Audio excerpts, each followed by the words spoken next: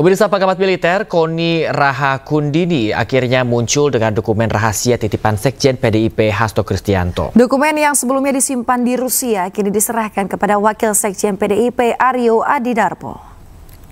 Ini saya terangkan, notaris pertama ini tentang 32 dokumen, dicap oleh notaris.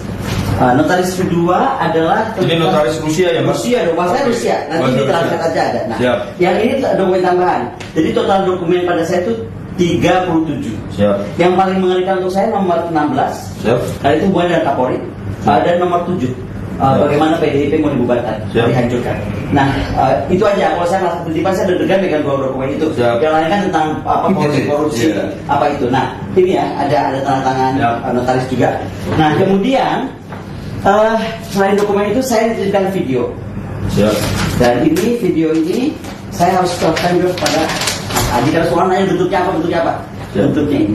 Flash disk. Tidak ada saya copy ini semua. Saya ada perjanjian dengan Mas Hasto, tidak boleh saya edarkan dan lain-lain, apalagi mengcopy. Nah, kalau ditanya kenapa saya serahkan sekarang ke Pak Adi. Pak Adi saya sejak Mas Hasto di dalam saya nggak bisa kontak. Bagaimana saya punya akses? Kedua, Ibu bilang sama saya untuk tidak boleh bicara sama sekali. Jadi untuk apa saya pegang dokumen? Yang ketiga ini yang paling penting. Mas Adi, ini kontrak dari kampus saya, St. Petersburg University, kan? Tanggal 10 Maret. Saya itu diangkat menjadi highly qualified specialist. Kalau saya itu Perdana Menteri.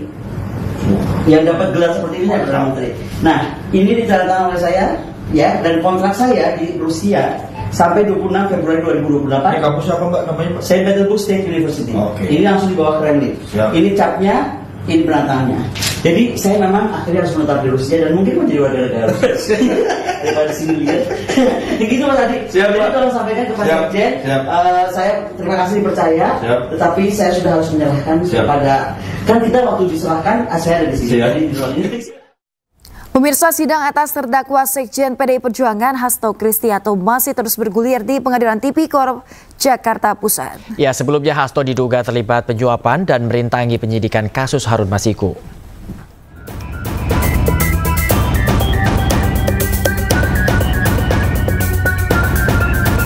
KPK menetapkan Sekjen PDI Perjuangan Hasto Kristianto sebagai tersangka dalam kasus suap pergantian antar waktu Harun Masiku. Komisi Anti Rasuah menemukan bukti Hasto bekerja sama dengan Harun Masiku melakukan upaya suap kepada eks-komisioner KPU Wahyu Setiawan untuk meloloskan Harun Masiku sebagai anggota legislatif melalui mekanisme pergantian antar waktu. KPK juga menemukan bukti lain saat Hasto berupaya merintangi penyidikan dengan meminta pegawainya menelpon Harun Masiku saat operasi tangkap tangan KPK pada Januari 2020 silam.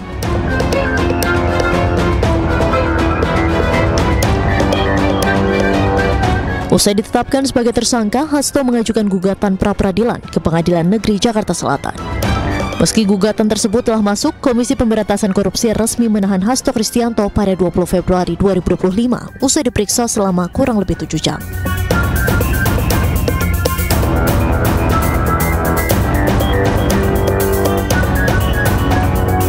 Namun permohonan pra-peradilan tersebut ditolak hakim karena tidak memenuhi syarat formil lantaran dalam 2 sprindik yang dipermasalahkan pemohon tidak diajukan dalam 2 permohonan, melainkan hanya 1 permohonan. Dengan demikian, status tersangka Hasto Kristianto oleh KPK dinyatakan sah. 1 hari setelah pra-peradilannya ditolak, Hasto kembali mengajukan gugatan pra-peradilan ke Pengadilan Negeri Jakarta Selatan. Namun lagi dan lagi, dalam sidang pra-peradilan jilid kedua Hasto, pengadilan melalui hakim tunggal pada Pengadilan Negeri Jakarta Selatan, Afrizal Hadi, menggugurkan gugatan pra-peradilan Hasto Kristianto. Pra-peradilan gugur karena berkas Hasto telah dilimpahkan oleh KPK ke Pengadilan Tipikor Jakarta Pusat. Kini sidang kasus dugaan suap pengurusan penggantian antar waktu anggota DPR untuk Harun Masiku dan perintangan penyidikan atas terdakwa Hasto Kristianto masih bergulir di Pengadilan Tipikor pada Pengadilan Negeri Jakarta Pusat. Dari Jakarta, Tim Liputan iNews melaporkan. Ini kita ke informasi berikutnya, pemirsa. Warga desa Cikamunding, Lebak, Banten mengeluhkan rusaknya jalan desa sepanjang 4 km. Ya, pihak desa mengaku sudah sering mendapatkan laporan banyaknya pengendara sepeda motor yang terjatuh akibat licinnya badan jalan.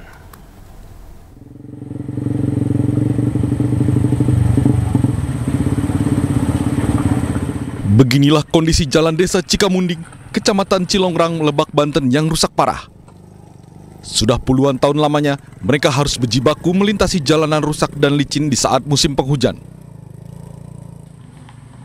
Banyak warga, terutama pelajar putri, yang terjatuh saat melintasi jalan desa tersebut. Warga sudah sering mengadukan kecelakaan di jalan rusak kepada perangkat desa, namun belum ada tanggapan. Data yang diperoleh dari perangkat desa, jalan rusak parah sepanjang 4 km, bahkan tidak ada perbaikan jalan sama sekali. Terlebih kondisi desa yang berada di daerah pegunungan dengan kontur jalan yang mendaki dan turunan tajam. Ada di saat hujan, di sini ada yang jatuh juga, kayak anak sekolah gitu. Ya. Menurut Kepala Desa Cikamunding, bantuan dana desa dari pemerintah tidak bisa dipergunakan lagi untuk memperbaiki jalan rusak. Rusak parah itu sekitar 4 kilo. Yang rusak parah yang masih bagus itu sekitar 3 kilo lebih. Semuanya 8 kilo, 8 kiloan. Udah berapa lama itu, Pak? Kalau yang itu sudah sangat lama, kalau yang 1,2 itu memang belum pernah ada tersentuh oleh pembangunan. Warga berharap pemerintah Provinsi Banten mau turun ke lokasi agar melihat kondisi jalan di desa mereka.